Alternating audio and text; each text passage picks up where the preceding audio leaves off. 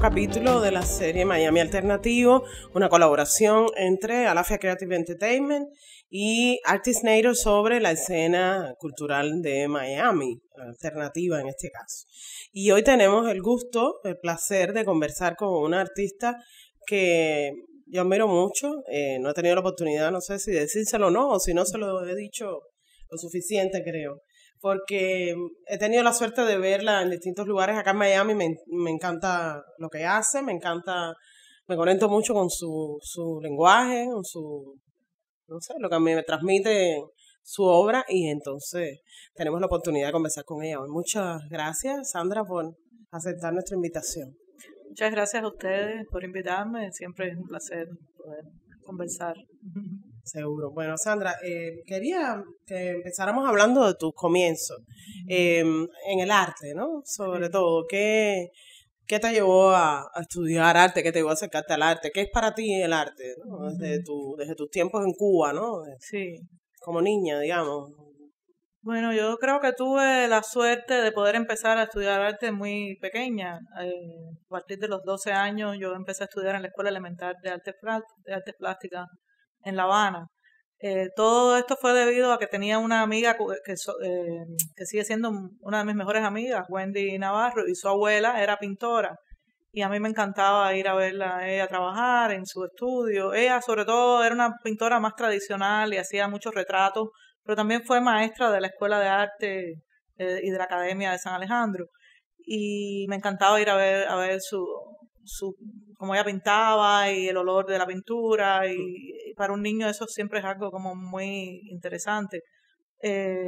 Como todo niño, yo pienso que los niños son creativos por naturaleza, ¿no? Y todos tenemos alguna veta en la música, en las artes plásticas, en la actuación, y a mí siempre me interesaba todo a la misma vez. En ese momento yo creo que no tenía una especial predisposición solo por las artes plásticas, sino por cualquier tipo de arte.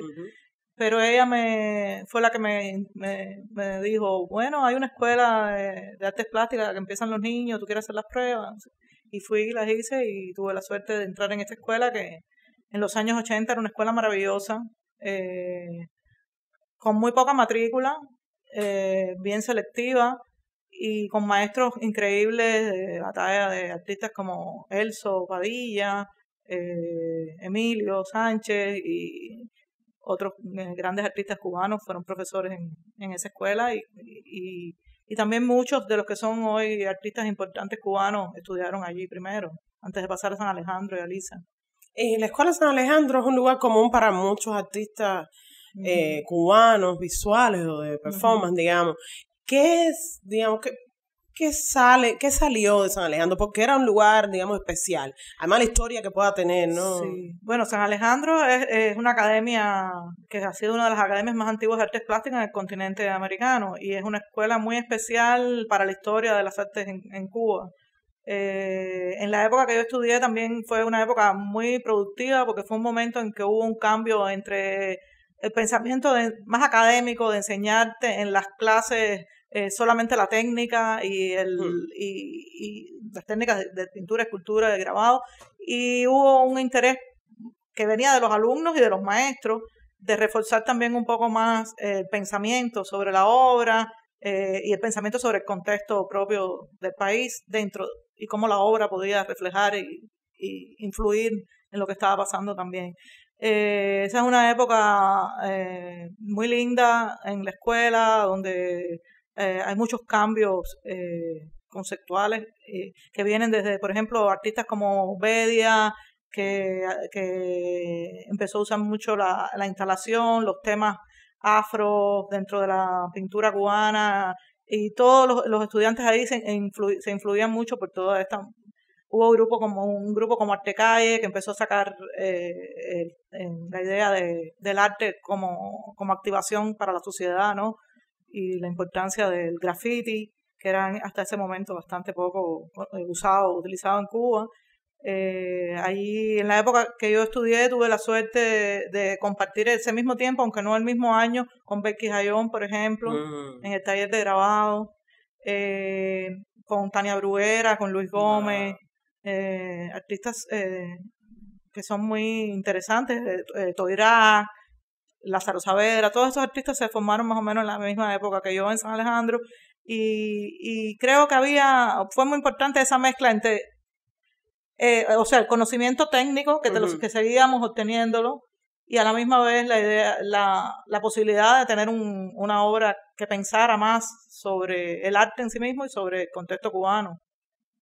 Ahora, yo en las cosas que he podido leer sobre ti, siento que alguna gente te ubica, algunos críticos, gente que se ha acercado a ti, como una hija de los 90, ¿no? Esos años 90 tan, digamos, de cambios, ¿no? Importantes en Cuba. ¿Cómo te ves tú dentro de, digamos, de esa crisis de los 90, el periodo, lo que se llamó el periodo especial, ¿no? Que es una de las crisis más importantes que hubo en Cuba, que cambió mucho, ¿no? El panorama económico para todo el mundo y digamos, inclusive perspectiva de vida, ¿no? ¿Cómo tú te insertas dentro del periodo especial? ¿Qué significó para ti? Claro, sí, yo sin duda creo que sí, que para mí fueron eventos muy importantes que ya venían desde esa formación que nosotros teníamos en las escuelas de arte, donde ya en las escuelas de arte había un pensamiento muy crítico sobre lo que estaba sucediendo en Cuba.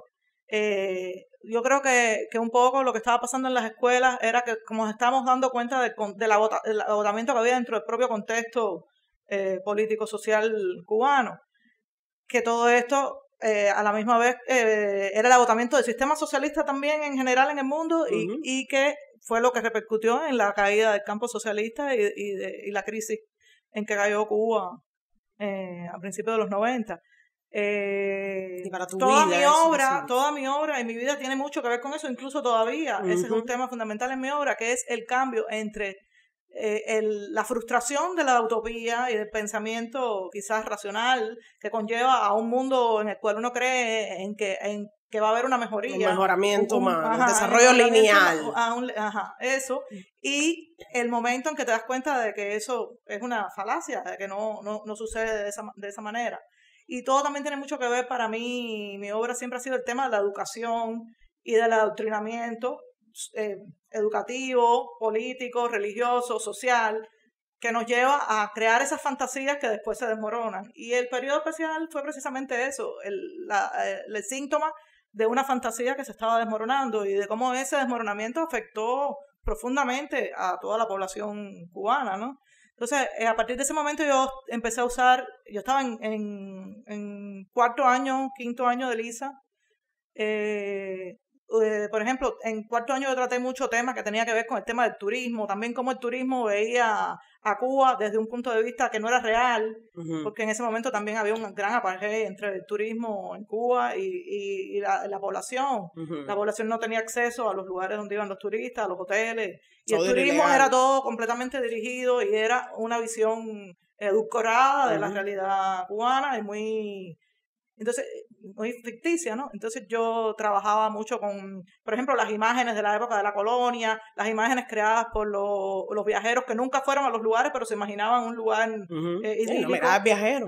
Y todo eso a partir del grabado, que ha sido un medio que yo siempre usaba mucho en mi obra, también porque es un medio no elitista, un medio que te permite la reproducción y que fue usado en todas las épocas, sobre todo para evadir la censura, para dar una opinión que no era la opinión oficial. El grabado casi siempre fue un medio usado no como oficial. Y en Cuba, cuando todos los medios de divulgación siempre han un poco ocultado la realidad o manipulado la realidad, para mí era como volver a esa tradición del grabado como medio, incluso satírico y crítico de la realidad. Entonces, en el periodo especial también surgió este personaje que yo he usado en toda mi obra, que es la pionera.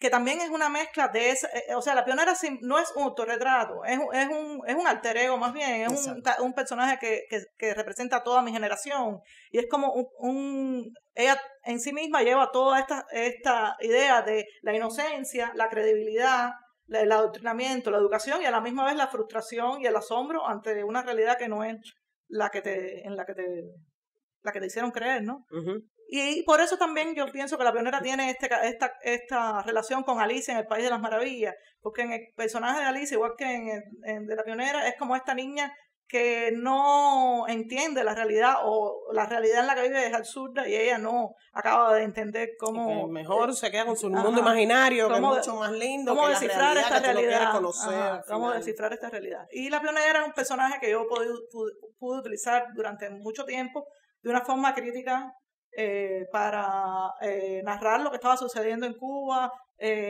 muy referida a la historia de Cuba, también a cómo la repetición de los ciclos de dependencia del país, al olvido, a la memoria que olvidamos y volvemos a repetir los mismos errores. La pionera tenía que ver mucho con todo esto. Y también con el uso, yo establecí un vínculo entre la pionerita y el uso de otros dos personajes, que eran personajes tomados de la caricatura política en Cuba, el Liborio, que fue creado a principios de 1900 y simbolizó por Torrente, ¿no? Y era como un personaje que estaba en todos los periódicos, también muy crítico sobre lo que estaba pasando en Cuba en el inicio de la República, y el Bobo, que fue creado en los años 30 durante la dictadura de Machado, y también fue muy crítico con el contexto de ese momento. Y entonces era como estos tres personajes juntos, simbolizaban toda la historia de Cuba del siglo XX, todas las frustraciones, todos los sueños y todas las pérdidas que ha habido en este proceso, ¿no? Durante tantos años, ¿no? Ahora, a mí una de las cosas de ti que más me llama la atención y que más admiro es que tú eres de estas artistas que, a pesar de haber vivido esa época tan convulsa, de alguna manera tú lograste poder hacer tu arte todavía desde Cuba, o viviendo desde Cuba y otros lugares, o digamos, tú te convertiste en un artista internacional, digamos, con reconocimiento desde la isla, a pesar de ese cambio tan radical, y pocos artistas han logrado, yo creo, eso. Me encantaría saber, porque yo he oído a veces alguna gente que te habla de que el arte cubano, sobre todo en la época del periodo especial después, es como a veces con los referentes son muy locales y que a veces eso no, digamos, no tiene una trascendencia o no se entiende en otros medios. Yo realmente no creo eso, cualquier arte puede ser universal, depende, ¿no? Y me encantaría saber cuál fue, por ejemplo, en el caso de estos personajes que son locales, que pertenecen a, tiene una interpretación simbólica bien local, pero a la vez tú has podido mostrar tu arte donde quieras, digamos, tú eres una gente que tienes, tu arte está en exposiciones permanentes en los mejores museos del mundo. Entonces, ¿cómo tú has podido lograr eso? ¿Y cómo habla eso de esta idea del referente local versus el universal? Sí. Yo creo que mi generación también tuvo una suerte grande, que es que precisamente esa crisis y horrible cosa que pasó con la vida de todos, también a la misma vez atrajo mucha atención, y sobre todo hacia el arte, que estaba mostrando otra visión de lo que estaba pasando ahí. Y también tuvimos la suerte de que fue un momento en que en Cuba, a pesar de, o sea, como respuesta a eso mismo que estaba pasando, tuvieron que abrir un poco una brecha de más independencia para los artistas, y de permitir un poco que la gente saliera, entrara, como ahora que han, por ejemplo, han quitado los pasaportes. O sea, cada etapa ellos como que abren un poco en un sentido y cierran en el otro. Y en los 90 para el arte fue un momento de apertura, en el sentido de que si tenías una representación, tenías gente que te invitara, podías acceder a un mercado internacional, y la suerte fue que había muchos ojos de curadores, de eventos puestos en el arte cubano, y yo tuve la suerte de poder entrar dentro de eso. Y eso a la misma vez sigue siendo como una protección para los artistas que ya alcanzan un nivel un poco internacional, de que en Cuba, aunque no a lo mejor te hagan mucho caso, pero sí sabes que tú existes, no pueden olvidar, te respetan, te tienen que respetar, y eso fue una suerte también para algunos artistas de mi generación. Por otro lado, mi obra yo sí creo que es muy local, y a la misma vez por los temas es muy universal, porque creo que los temas de la desilusión política, los temas de la historia, de la migración, de cómo el poder afecta al individuo, son temas profundamente universales. Y al final todo arte siempre es local. Yo digo, hay algo más local que Andy Warhol, hay algo más americano y local que Andy Warhol, y es un artista internacional precisamente porque representó lo que era Estados Unidos y ese momento dentro del pop y todo. Entonces siempre yo pienso que además yo siempre he pensado que un artista tiene que hacer su obra sin pensar si es universal, si es local, tú tienes que, la obra es parte de tu vida, es como tú eres, y bueno, si funciona, ay, qué suerte, y si no funciona, qué lástima también. Exacto. Pero uno no puede como que ponerse ya de antemano antes de empezar a hacer una obra. No, yo voy a hacer esto para que sea universal, o yo voy a hacer esto. La obra en general, en cualquier especialidad, fluye, es algo que es tu necesidad de comunicarte con el mundo, con los otros.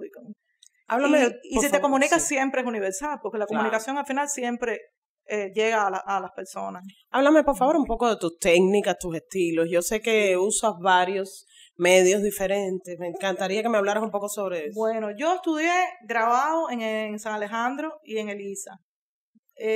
Grabado es una técnica que lleva mucho conocimiento técnico como tal y lleva mucha dedicación. Y yo creo que eso para mí fue una buena formación, porque a partir del grabado yo he podido hacer todo, utilizar cualquier tipo de técnica. Yo así he hecho mucha agua tinta, agua fuerte, mucha instalación que empecé a hacer en los 90, en el año 93, 94 empecé a hacer mis primeras instalaciones. Me gusta mucho usar cosas que ya existen, objetos que tienen ya un significado de por sí. De ahí vienen las series que hice mucho tiempo con maletas, con peceras, que estaban muy relacionadas a la migración, por supuesto. Pero también me gusta, siempre creo que todos los elementos tienen un contenido, ¿no? Como por ejemplo, uso muchos espejos o cosas que reflejen en mi trabajo, porque tiene toda esta relación con el agua, con la insularidad, con la idea de estar rodeado y de cómo la obra también cambia, igual que la vida cambia, según lo que se refleje en ella, según la gente que tú vas conociendo, según tus vivencias, tu obra va cambiando y la vida va cambiando, y por eso uso mucho también el elemento del espejo en mi trabajo. Ahora muy recientemente estoy trabajando más con madera, con carbón. Son piezas que son mucho, quizás más relacionadas a mis preocupaciones actuales, que aunque tienen las mismas raíces, que tienen más que ver con un contexto más mundial, tienen que ver con la política propia de los Estados Unidos, de lo que está pasando en el mundo en general ahora con todas estas cantidades de conflictos políticos, la cantidad de dictadores y de gente increíble que están tomando el poder en tantos lugares del mundo. Yo sí creo que hay un momento muy triste. Y también tiene que ver con la naturaleza, con la destrucción de la naturaleza, de los recursos humanos. Pero siempre hay un referente que tiene que en mi obra, con estos temas que son actuales, también siempre hay un referente a la historia, un referente a la literatura. En estos casos tengo muchas referencias de Virgilio, del Apocalipsis, de filosofía en general y de poesía, ¿no? En el trabajo. Hay algo que me interesa también tuyo, que son los distintos lenguajes que yo creo que conviven en ti. No solo a nivel de estilo, sino de contenido, ¿no? Conceptual. Yo siento que hay una preocupación por el tema femenino, por la niñez, la niña como tal, ¿no? Yo he visto mucho eso dentro de tu obra. Siento que, pero de una manera muy, digamos, desprejuiciada, ¿no? No hay... Es una niña diferente, es una niña cubana que está con su uniforme en un contexto que no es quizás el usual, ¿no? Me interesa que me hables un poco para ti este tema, por ejemplo, como el feminismo, estos temas que de alguna manera, la idea del no binarismo, ¿no? De que las cosas no son blanco y negro, de que no es o lo izquierda o la derecha, o lo bueno o lo malo, sino que hay un universo mucho más grande, ¿no? Que explorar. Me parece que eso lo tocas tú. Me gustaría que me hablaras cuáles son tus preocupaciones, ¿no? Yo sé que lo político siempre es importante y me encanta, porque yo leí alguna crítica que decía que tú rompes con esta idea del arte por arte o arte como comentario, ¿no? Tú haces arte Y si algunos lo interpretan como tú tienes tu preocupación política, sí, ¿y cuál es el problema, no? Sí.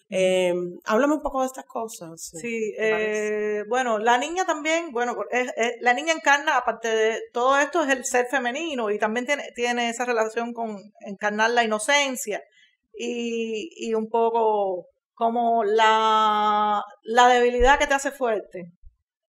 Y yo creo que eso es una cosa importante de las mujeres en este momento y es como la lucha esa eterna que hay entre el amor, la niñez, la ingenuidad, la bondad y las otras fuerzas con las que tenemos que actuar. Con las que tenemos que estar luchando siempre, ¿no?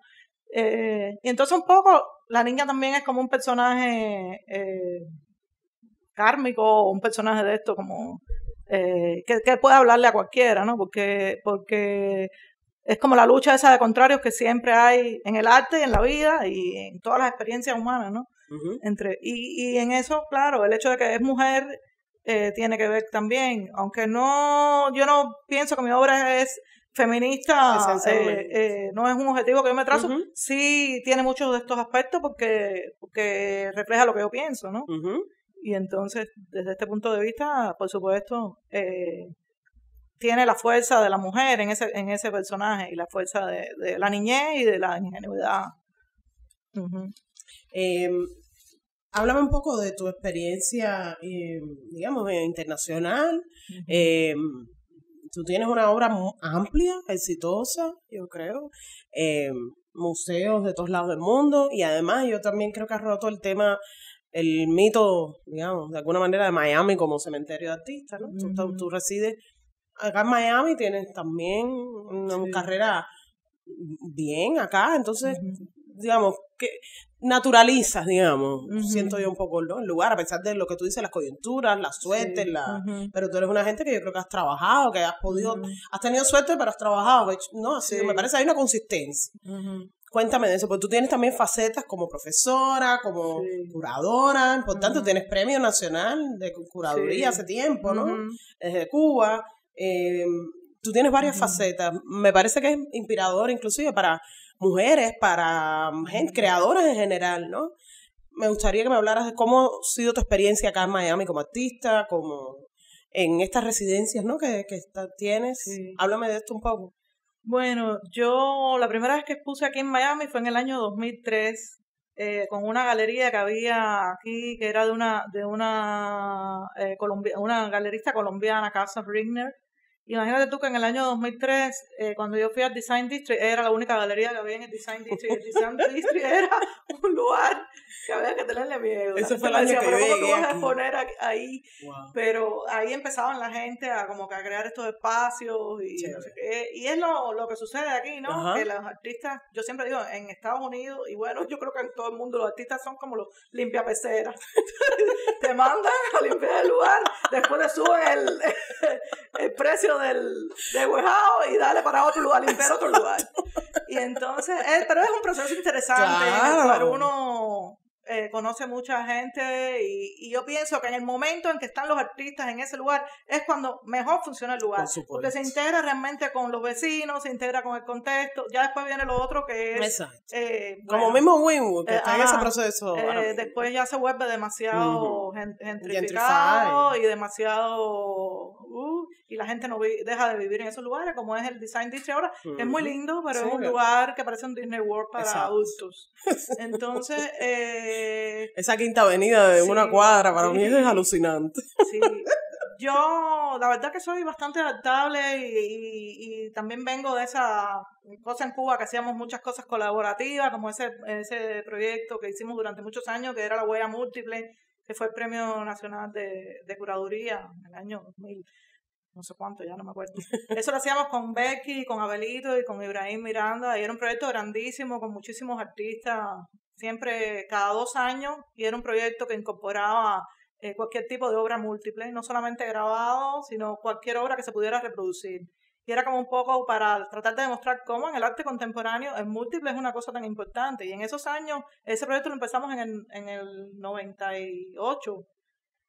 Había muy pocas exposiciones. Ya hoy en día en el mundo hay muchas exposiciones que tienen que ver con estos temas de la multiplicidad y de la obra que no es original, y del video, la instalación, la fotografía, como dándole la importancia que tienen dentro de las artes. Pero en ese momento, por lo menos en Cuba, era bastante poco. Eran como las cenicientas, ¿no? Dentro del arte.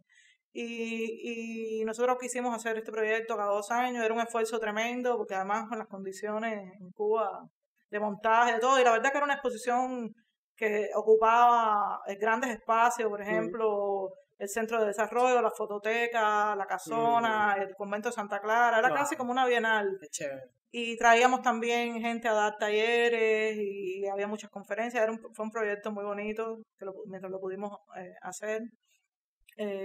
También siempre participaba en muchas cosas de curaduría entre nosotros mismos, los propios artistas, organizando exposiciones paralelas, por ejemplo, durante la Bienal de La Habana. Y eso, en parte eso es algo que yo extraño aquí. Que yo pienso que aunque fíjate que yo siempre quise tener el estudio en un lugar que no fuera aislado. Yo empecé estando en Fountain Head, porque también ellos me invitaron a venir en el año 2014, que yo hice el proyecto del puente, que después una instalación grande que se llamaba 90 millas, yo produje aquí con el que es hoy mi esposo, Alejandro, y ellos fueron los que me invitaron, Fountain Head, que hacen un trabajo magnífico aquí, invitando artistas de todas partes del mundo a venir a Miami, ¿no? Y incorporarse a la ciudad y al arte y al sistema artístico de la ciudad. Sí, diversificar un poco la escena. Ellos a mí me encantan y siguen trabajando y siempre tienen sus talleres, sus open studios para las residencias cada mes, y ahora están haciendo este evento que también es súper interesante, que es una vez al mes. Ellos invitan a todos los artistas de Miami y es libre. Es como una comida una vez al mes para que la gente converse y lo hacen en distintos lugares. Eso me parece que es muy buena forma de... Más Miami, que es tan difícil de socializar. Pero así todo sí me parece difícil aquí a veces, como que hacer estos proyectos más colectivos, claro, de colaboración, y ¿no? de colaboración, y me parece que eso es muy importante, porque al final lo que lanza a una ciudad y al arte de la ciudad es la colaboración y la posibilidad que tienen los artistas de alzarse como grupo, porque alzarse individualmente es bueno para el artista, pero no es bueno para todos en general, ni para la ciudad, como cultura, ¿no? Como ¿Has hecho algunos talleres tú acá alguna vez? Digamos, de enseñanza o de... en Miami como tal, no.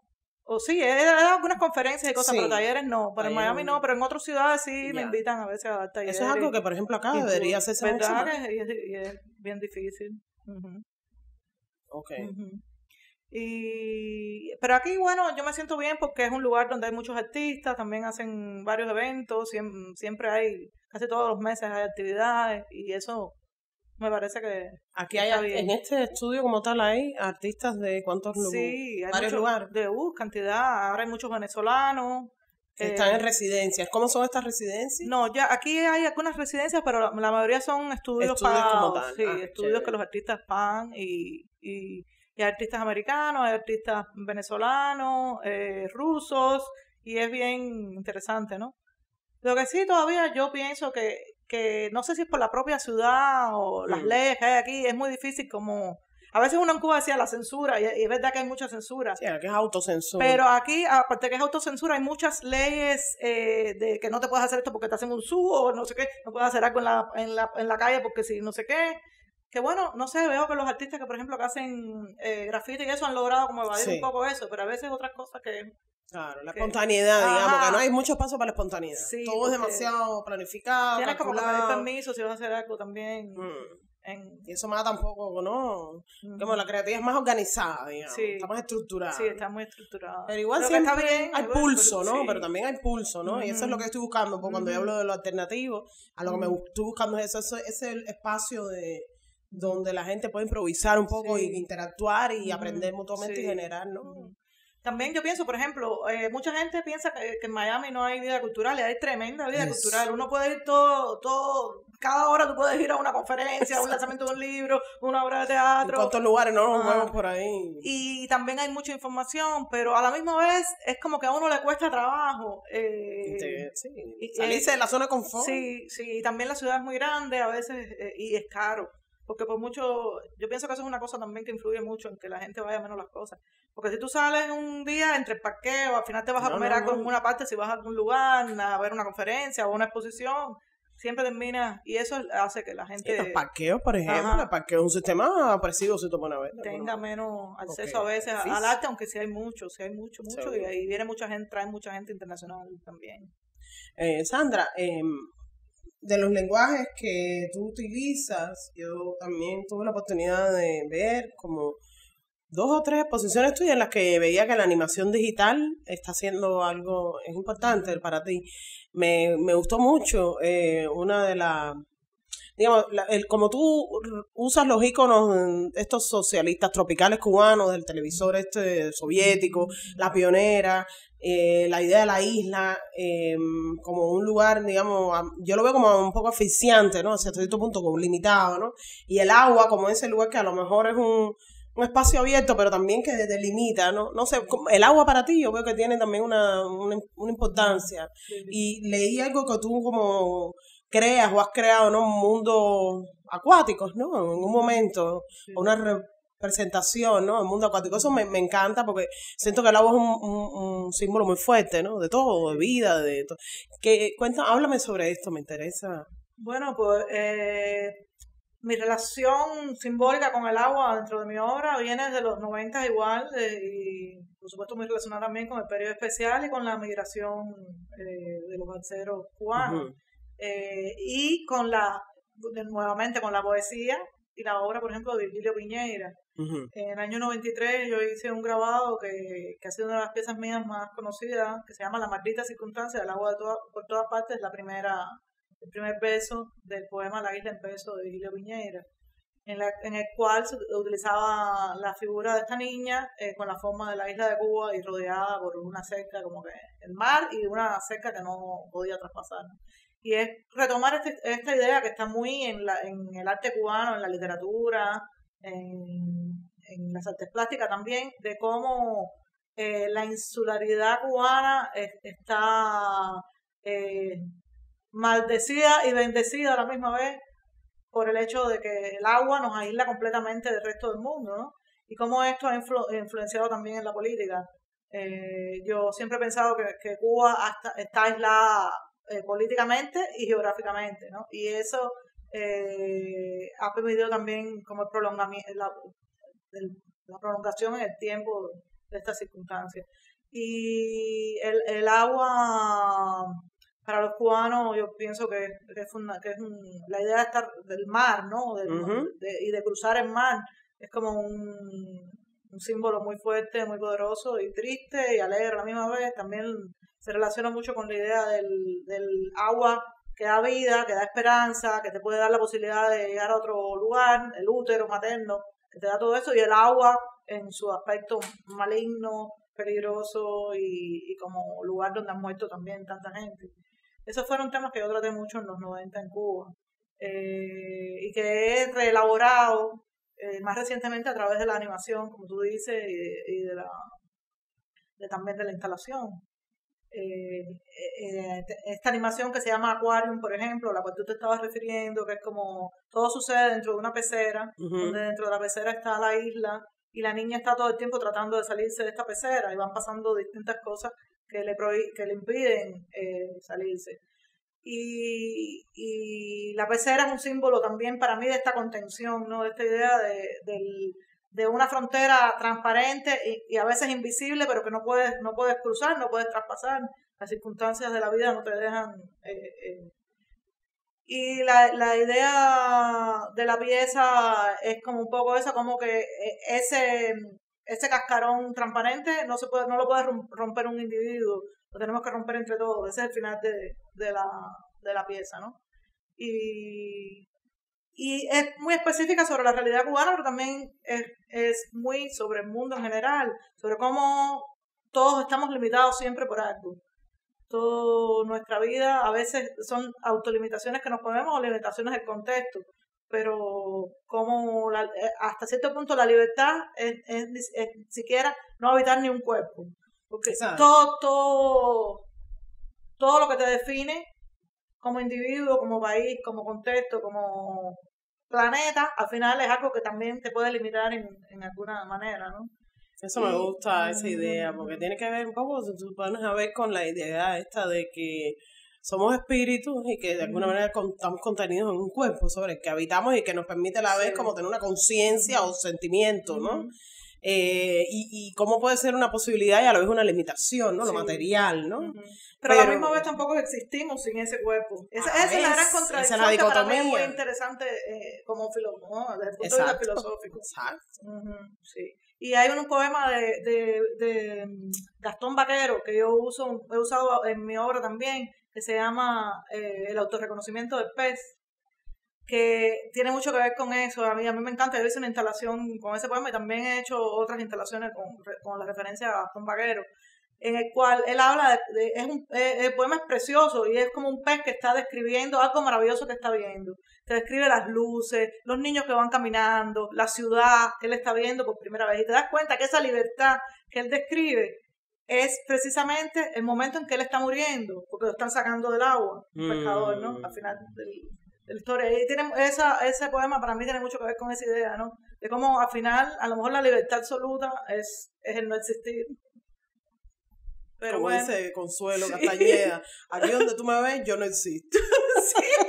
Cuando Consuelo dijo eso una vez, yo dije, wow. Yo nunca había visto una sentencia filosófica tan... Es muy complicado, la verdad. Absoluta. Pero sin duda, el existir siempre te sales de una limitación y entras en otra. Siempre hay como un reto. También eso es importante. Y uno lo escoge, ¿no? Y ahí me interesa otra cosa. Mira, que yo también veo que tú son temas que yo veo que tú tratas en tus obras. Esta idea de un orden aleatorio, ¿no? Que a la vez es caos, el caos como perfección, como punto de partida y punto de regreso, ¿no? La única verdad, quizás de alguna forma, ¿no?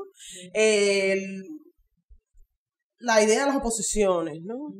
También los límites de la teoría. Yo siento que se habla sobre tu arte y se habla sobre cómo tú juegas con estas cosas. Me interesa que me hables sobre eso. Sí, bueno, es que volviendo del contexto primario del periodo especial de Cuba y de la experiencia vital que fue eso para mí, yo he investigado mucho y me he dado y he usado mucho en mi obra cosas que viniendo de una realidad vivencial son completamente filosóficas y es eterno dicotomía entre el racionalismo y el irracionalismo, entre el orden que persiguió toda la ilustración, toda la filosofía que aboga por el hombre y por la humanidad y la búsqueda de esta justicia también social y el conocimiento humano para todos, y a la misma kármica también, y a la misma vez todo el caos de las cosas que son impredecibles, de las cosas que no podemos controlar, y esa yo creo que es ha sido desde el principio de la humanidad una gran dicotomía de la propia vida y de la filosofía y del arte y de la literatura de todo. Y en este momento mi obra tiene mucho que ver con eso, esa ruptura quizás que hay con una racionalidad de un orden y la aparición de un momento caótico en el cual uno no sabe exactamente cómo pensar o hacia dónde van las ideas y el mundo en que estamos viviendo. Pero son oportunidades, ¿no? También, ¿no? Dentro de lo limitado que pueden ser, ¿no? Hasta cierto punto. Sí, también. Bueno, estas obras tienen que ver con eso. La serie se llama Cenizas de Diamante y tiene que ver con la idea, viene de un poema también de un escritor polaco, y es con la idea esa de como a veces para que haya un cambio en la humanidad, un cambio de pensamiento, hace falta un poco de destrucción para que de la destrucción salga un cambio, una mejoría, ese diamante, ¿no? Que quizás se necesite, o por lo menos un pensamiento renovador, ¿no? Háblame de esta obra que tenemos cerca acá, que creo que está, me dices, en proceso, ¿no? Sí, es una obra en proceso y está basada en la charada china cubana, que es un sistema de lotería que se estableció en Cuba a finales del siglo XIX, pero que se ha mantenido y me gusta mucho porque es underground, no, en Cuba la lotería no está permitida, y es como también una forma de resistencia de la gente hacia el poder, ¿no? Y es bien común, sobre todo en los barrios pobres en Cuba, la gente juega mucho a la bolita, a la charada china. Y se inserta muy bien con una serie que hoy he estado haciendo, que tiene que ver con esto de la política como azar, de los azares que hay dentro de la sociedad, de la política, muchas cosas impredecibles, y de cómo estos poderes a la misma vez influencian en todo lo demás y en la vida de mucha gente. Y anteriormente estuve realizando una serie que se llamaba el Powerball, que es basada en la lotería famosa aquí en los Estados Unidos, jugando con esta idea de la política, los presidentes, cómo se suceden, el poder, las personas más ricas, los más influenciables, las estrellas, o sea, todos los poderes. Y hice como estas máquinas de lotería donde la gente puede, pues salen estas bolas que son la gente más importante del mundo y cómo esto influencia a los demás. Y entonces esta es más relacionada con Cuba en particular. Y este sistema me encanta porque es un sistema muy visual, donde los números están representados por figuras, animales, y entonces tiene mucho que ver, por supuesto, con las artes plásticas y con esta visualización del azar a través de una imagen figurativa. Uh-huh. Háblame, otra cosa que me interesa también es, yo sé que tú eres, digamos, consciente de los cambios que ha representado la tecnología para la idea que tenemos sobre el tiempo y el espacio, ¿no? Leí alguna crítica que hacía mención a eso. Me interesa tu perspectiva sobre ese tema. ¿Cómo ha influido, digamos, el hecho de que la perspectiva sobre histórica o tradicional en que vemos el tiempo y el espacio está cambiando producto de la conectividad que tenemos o esta idea, ¿no?, instantánea, ¿no?, de acceso supuestamente directo, ¿no?, a todo lo que nos interesa ¿cómo influye eso en ti? Para mí es muy conflictivo porque yo me considero que yo soy una persona del siglo XX. Uh-huh. Yo trato de adaptarme y uso muchos recursos del siglo XXI, pero mi sistema de pensamiento es totalmente del siglo XX. Y yo creo que un poco esta reflexión sobre también los cambios entre racionalidad, arbitrariedad, entropía, caos, tiene mucho que ver con que mi sistema de pensamiento por mi educación es muy hacia lo organizado, quizás. Uh-huh. Y yo pienso que en el mundo contemporáneo hay muchas cosas que confluyen a la misma vez, lo cual es bueno también, no es que lo estoy criticando, pienso que es otra forma de funcionar en la realidad, que para nosotros es muy difícil, claro. Quizás para la gente joven, yo veo a mi hija y a la gente joven que es muy, muy, muy sencillo para ellos y posiblemente o sea, es la forma también en que se está desarrollando todo, la economía, el arte, la sociedad, pero para mí es un poco a veces caótico, ¿no? Esa saturación, digamos. Es muy bueno que es un sistema democrático en el sentido de que todo el mundo puede acceder. Uh-huh. La información la puedes poner y todo el mundo puede acceder a la misma información, pero a la misma vez me parece que es un poco engañoso uh-huh. esa democratización, porque uh-huh. al final siempre hay jerarquía, prioridades. Sí, siempre hay jerarquías y a veces incluso en esa aparente democratización de los medios, del arte, de todo, ahí está la trampa de por qué cada vez todo está a la misma vez más controlado por una élite uh-huh. que es cada día más poderosa también en el mundo en general. La élite de la información. Uh-huh. ¿No? Y la élite del poder uh-huh. y de la política. Sí, todos son cookies. Estamos todos reducidos a los cookies, ¿no? Entonces, yo no sé, es un mundo muy complejo. A la misma vez tenemos todo ese desarrollo tecnológico por un lado, a cual nosotros que estamos aquí tenemos acceso y la gente en los países desarrollados. Pero uno se pregunta, a ver, a la misma vez están conviviendo gente, incluso en países desarrollados, en un nivel de subdesarrollo, de pobreza, que es horrible. Y ¿cómo emparejar ese nivel a la educación, por ejemplo, que para mí es súper importante? Uh-huh. Que hay un nivel que tú hoy en día tienes acceso a cualquier tipo de información y sin embargo hay gente también que no tiene ningún acceso a la educación. y a la vida en general, ¿no? Es una cosa muy... O quizás muy que las formas de educar están cambiando. No, y a la misma vez tampoco hay una utopía en la que uno pueda creer. Exacto. No hay ningún sistema social que tú puedas decir, no, bueno, por aquí este va a ser el sistema que va a ayudar a la gente realmente pobre o a la gente que no tiene acceso. No hay tampoco pero nuestros hijos de alguna manera tendrán sus respuestas. Nuestros hijos sí, pero yo estoy pensando, por ejemplo, en los hijos que viven en una favela en México, o el que vive en una tribu en África, o el que vive en... O sea, nosotros estamos en una situación privilegiada, pero en el mundo general hay muchas diferencias que son, vaya... Sí, hay una normalización de la pobreza, de la violencia, como algo con lo que no se puede hacer nada. Sí, mismo, que ya ahorita estamos en Marte y todavía hay gente que vive en un hueco, en una calle, porque no tienen que comer. Es cómo hacer eso sin la politiquería barata, sin la mentira, sin el populismo, sin... Ahora, pero el arte, por ejemplo, para, digamos, gente que esté pensando en ser o no artista en este mundo, digamos, más cínico, en el que quizás hasta, me imagino que hay gente que diga, ¿para qué? Sí.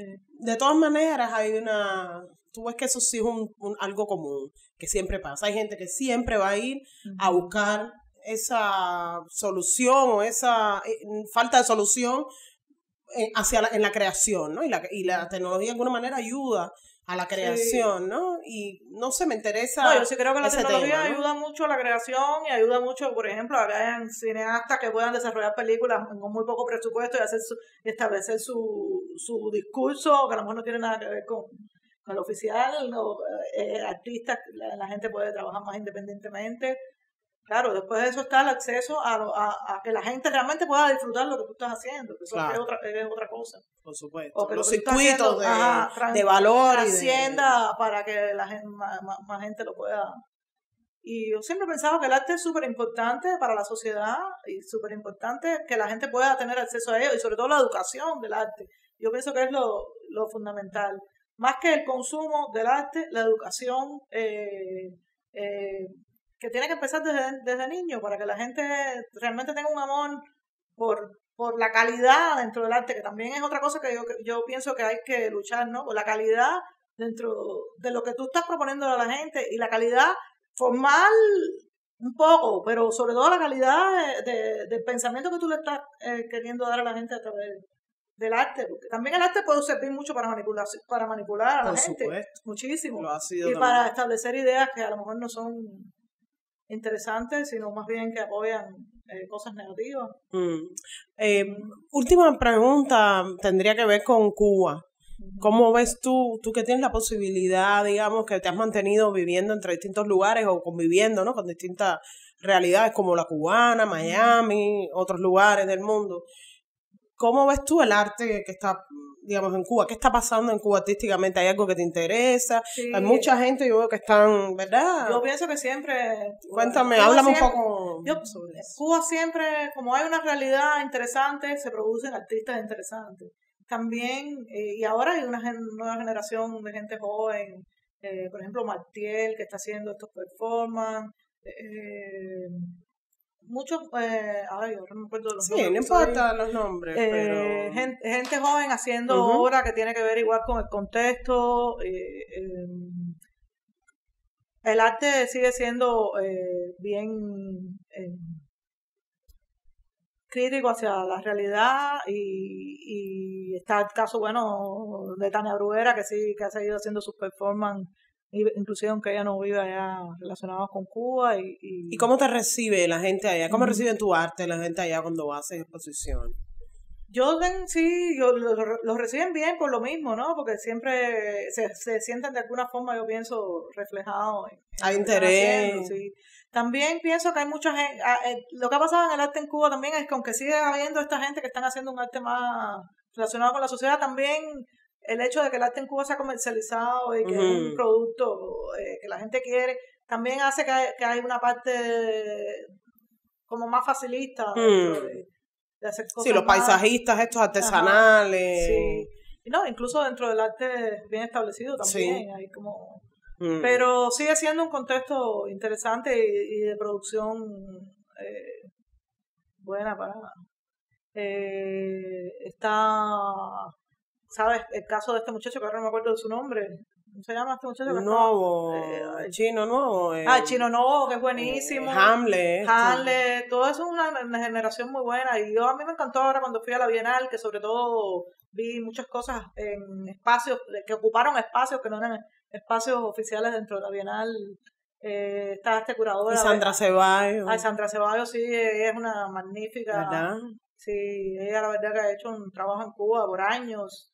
Su galería, creo que lleva ya como más de 25 años, algo así, como un espacio alternativo bien fuerte. Yo hice una exposición con ella el año pasado, ¿sí? Me dio tremenda alegría, la verdad. Sí, porque yo la respeto muchísimo. Creo que es una persona que se ha mantenido. Sí.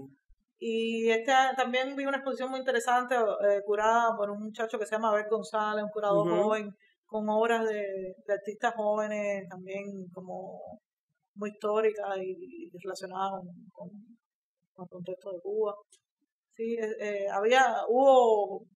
me gustó cuando fui a la Bienal en mayo ver como esta otra realidad que no está dentro de las exposiciones más oficiales, pero que muestra que sí, que hay gente joven muy interesante.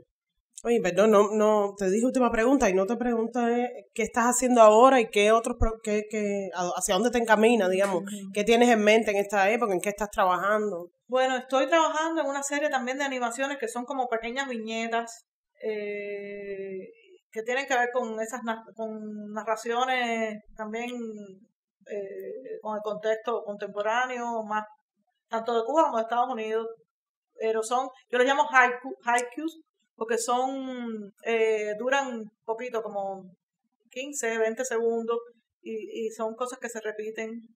Y en eso estoy usando también, son como piezas en video, pero que funciona. El televisor es parte de la obra, ahí te voy a enseñar que estoy trabajando en eso. Y el marco del televisor es un grabado que está relacionado con lo que se está repitiendo en ese pequeño acto. Y de hecho estoy haciendo una serie de 6 piezas. Qué chévere. Sí. Bueno, muchas gracias, un placer grande y me gustó muchísimo conversar contigo. Gracias.